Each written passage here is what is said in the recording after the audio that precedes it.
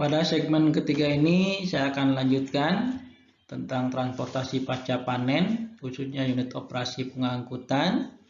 Pada bagian segmen 3 ini saya akan coba jelaskan mengenai pengangkutan di bidang kehutanan, khususnya adalah penyaradan, jadi terkait koefisien gesek dan koefisien traksi secara khusus.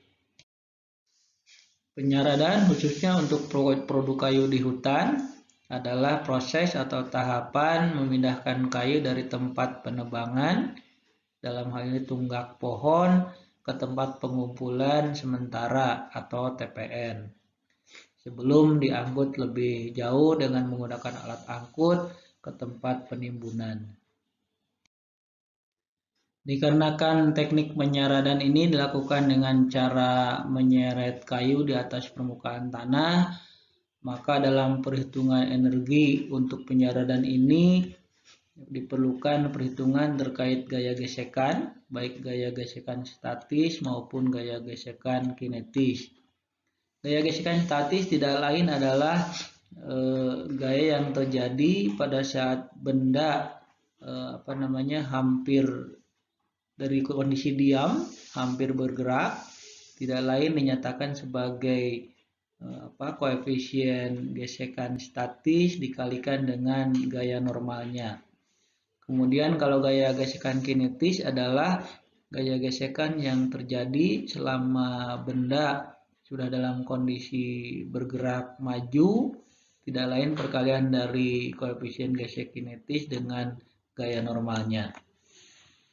Dalam bagian kotak ini bisa dilihat bahwa jika gaya atau F ini lebih besar kurang dari gaya statisnya, gaya statis maksimumnya, maka benda tetap diam. Besar gaya gesek yang bekerja atau Fg sama dengan F, ini kondisinya masih diam. Kemudian kalau F atau gaya yang bekerja ini sama dengan gaya gesekan statis maksimumnya, maka benda masih dalam keadaan diam tetapi tepat akan bergerak. Besar gaya gesek yang bekerja pada kondisi ini adalah gaya gesek sama dengan gaya gesek statis sama dengan gaya yang bekerja. Jika gaya yang bekerja lebih daripada gaya gesek statis maksimum, maka benda dalam keadaan bergerak. Ini mulai bergerak jika lebih besar daripada gaya gesekan statisnya. Gaya gesek yang bekerja adalah gaya gesek sama dengan gaya kinetisnya. Jadi pada kondisi ini benda akan bergerak. Pada bagian ini saya akan coba berikan contoh studi kasus untuk pengangkutan, dalam hal ini penyaradan. Bagi contoh misalnya pertanyaannya adalah berapa daya atau horsepower minimal dibutuhkan untuk menyarat sepotong log kayu seberat 3 ton dari dalam hutan dengan kecepatan 5 km per jam dengan asumsi koefisien gesek log kayu dengan lantai hutan atau μs-nya sama dengan 0,6 dan koefisien gesek kinetisnya atau μk-nya sama dengan 0,5 dan medan dianggap atau jalan penyaradan dianggap datar. Silahkan dicoba Anda menghitung untuk studi kasus ini. Untuk penyelesaian contoh studi kasus tadi, yaitu kasus penyaradan tadi, maka pada kasus ini pada awalnya adalah log posisinya diam dan dia harus bergerak, maka kita harus menguji besarnya gaya gesekan statis atau Fs dan gaya gesekan kinetis atau Fk-nya. Tapi sebelum itu tentu saja kita harus mengetahui seberapa besar gaya normal dari log tadi ya. Gitu. Jadi dari hukum Newton 2 diketahui bahwa gaya sama dengan massa kali percepatannya, dan pada arah vertikal sumbu Y benda diam ini percepatannya sama dengan 0 atau mungkin sigma F ini sama dengan 0. tidak lain adalah gaya normal dikurangi dengan gaya berat, ini sama dengan 0, sehingga gaya normal sama dengan gaya beratnya. Dan diperoleh gaya normal ini sama dengan massa kali percepatan gravitasi. Kemudian kita bisa menghitung seberapa besar gaya normal yang ada dengan mengetahui tadi ya, massa log kayu adalah sebesar 3 ton, tidak lain adalah 3000 kg. Kemudian percepatan gravitasi kita mengetahui atau kita bulatkan saja dalam ukuran 10 meter per detik kuadrat, sehingga gaya normal yang diperoleh adalah 30.000 kg meter per detik kuadrat. Kemudian untuk menghitung berapa besar gaya gesek statis adalah perkalian antara koefisien gesek statis dengan gaya normalnya, diperolehlah angka 0,6 kali 30.000 kg meter per detik kuadrat, diperoleh gaya gesek statisnya sebesar 18.000 kg meter per detik kuadrat. Kemudian untuk berapa besar gaya kinetisnya tidak lain adalah perkalian antara koefisien gesek kinetis dengan gaya normalnya, yaitu 0,5 kali 30.000 kg meter per detik kuadrat, diperoleh angka 15.000 kg meter per detik kuadrat. Terlihat bahwa gaya gesek statis lebih besar daripada gaya kinetisnya. Kemudian yang ditanyakan adalah seberapa besar daya dari alat ya, alat penyaradan ini sehingga log kayu tadi bisa dibawa dengan kecepatan 5 km per jam. Daya dinyatakan dalam atau tidak lain adalah perkalian antara gaya gesek statis dengan kecepatannya.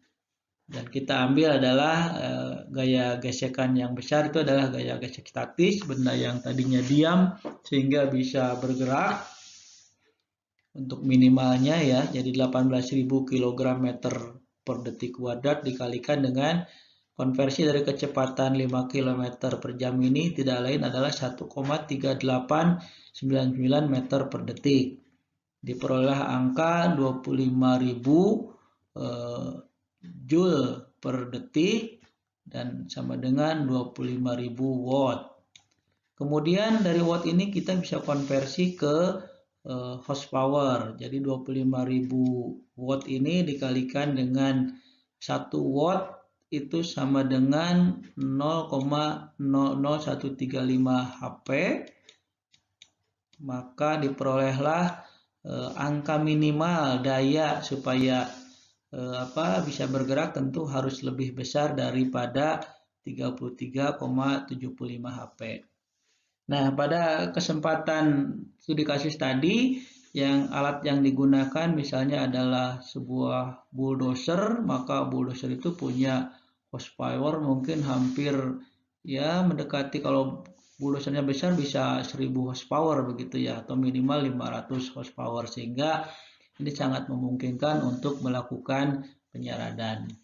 Dan memang ya kalau pada kondisi datar dengan bulldozer sepertinya terlalu besar ya. Jadi kalau ada alat angkutan yang menggunakan roda truk saja dengan hanya 100 PS atau 100 HP ini sudah mampu untuk memindahkan log tadi ya. Jadi kalau bulldozer memang kalau kondisinya datar terlalu besar, terlalu banyak energi yang terbuang.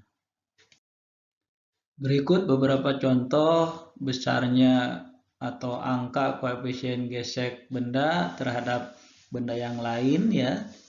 Misalnya pada bagian tabel ini baja di atas baja untuk koefisien gesek statisnya sebesar 0,74, kemudian untuk koefisien gesek kinetisnya 0,57. Atau mungkin misalnya apalagi tembaga di atas gelas misalnya ya, koefisien gesek statisnya 0,68 dan koefisien gesek kinetisnya 0,53. Memang saya tidak menemukan kalau kayu di atas tanah, mungkin ada juga Misalnya kayu di atas kayu, ini adalah koefisien geseknya sebesar 0,48 untuk kayu di atas kayu. Maka tadi 0,6 dan 0,5 yang saya buat itu hanya pendekatan saja. Jadi kalau kayu di atas tanah lebih kurang 0,6 begitu ya. Dan mungkin ya perlu dicari lagi kalau ada ketemu ya, misalnya untuk kayu di atas tanah akan lebih pas gitu ya. Di sini ada beberapa juga misalnya beton terhadap tanah, kemudian apalagi yang soil ya. Tapi kalau kayu di atas tanah ternyata tidak ada. Ada juga tadi ya, mungkin beton di atas tanah yang besarnya adalah 0,3 ini. Kemudian faktor lain yang harus diperhitungkan dalam tahapan atau proses transportasi atau pengangkutan adalah apa yang disebut dengan koefisien traksi. Ini adalah merupakan faktor yang harus dikalikan dengan tenaga atau daya ya dari alat. Jadi pada saat, dan ini tergantung pada jenis permukaan jalan dan jenis roda yang digunakan pada vehicle atau peralatan kita ya. Jadi misalnya jenis permukaan ada di sini, ada beton, tanah liat dan seterusnya. Kemudian jenis rodanya apakah ban karet atau rantai. Jadi misalnya tadi dalam contoh studi kasus adalah bulldozer dengan roda rantai dan jenis permukaannya adalah tanah liat karena berada di hutan, maka daya yang ada dari alat atau kendaraan atau vehicle yang kita gunakan harus dikalikan sebesar 0,7. Jadi kalau bulldozer dengan daya 500 HP, maka sebenarnya dia hanya mampu bekerja 70%-nya ya, atau 0,7 kali 500 HP. Jadi 7 kali 5 menjadi 350 HP. Ini karena kondisinya walaupun rodanya rantai, dia bekerja di tanah liat yang basah, maka kemampuan atau daya dari alat tersebut akan berkurang. Contoh sederhana begini, kalau kalian suruh berlari di atas di atas lumpur, maka seberapapun tenaga kalian yang kalian punya, maka kalian akan berlari di tempat. Demikian juga contoh sepertinya misalnya ban karet, ini kemudian berada di pasir kering, maka yang ada adalah slip ya, sehingga daya yang ada hanya tinggal 20%-nya. Jadi kalau truk dengan 100 PS, maka dikalikan 0,2, jadi hanya tinggal 20 PS kemampuan dianya, karena slip ya. Demikian juga sebenarnya kalau di atas jalan berlumpur, maka bisa-bisa hanya 0, berapa pengalinya. Jadi tenaga seberapapun besar tenaganya, kalau harus berlari di atas lumpur, maka ya seolah-olah daya itu menjadi berkurang banyak atau hampir hilang begitu ya. Kalau terjadi slip artinya ya dia tidak bisa bergerak walaupun seberapapun besar dayanya.